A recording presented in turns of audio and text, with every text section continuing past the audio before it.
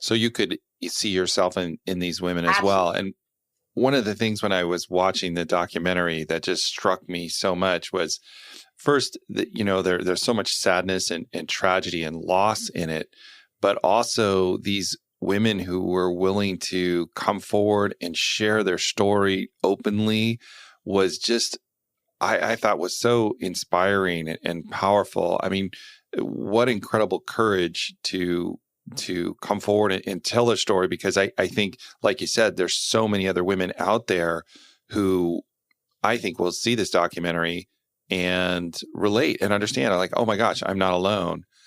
I'm kind of wondering, as you were making this documentary, how did you start to find these women who are willing to talk about it and share their story, and how did that evolve?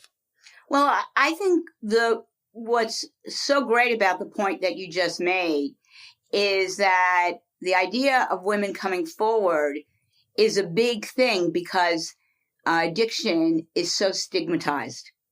Yeah. It's such, it's the third rail, so to speak. And for women, the stigma associated with opioid use is even greater than for men. For a man, you say, well, Uncle Charlie is like that. But for a woman and for a mother, oh my goodness, the stigma is horrible. So the point you're making is these women were put aside the concern or the worry about someone's perception of them to speak their truth and their story in order to help other women. And they did. And I think we have women who are, as you saw, of an older, I'm not going to say old,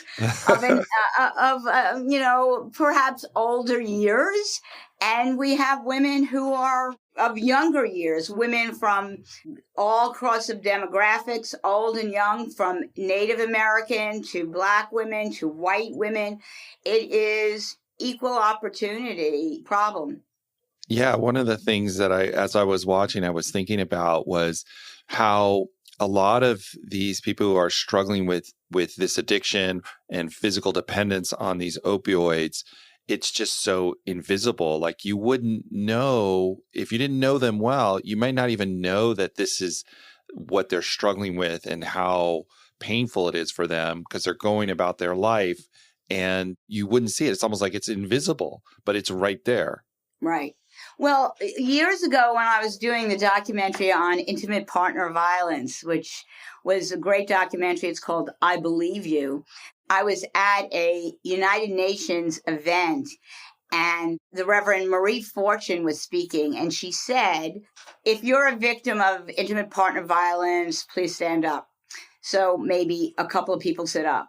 And then she said, if you know of anyone who is a victim, stand up. And then more people sit up. And then she said, and everyone else stand up, because even though you don't think you know, you actually do know someone who is a victim. Right. And that's the case with opioids. You don't know it. It's not apparent to you, but somebody was given some pills for a tooth extraction or for their back. They were in a car accident, so they hurt their back. And they were given these pills, and then they started taking them.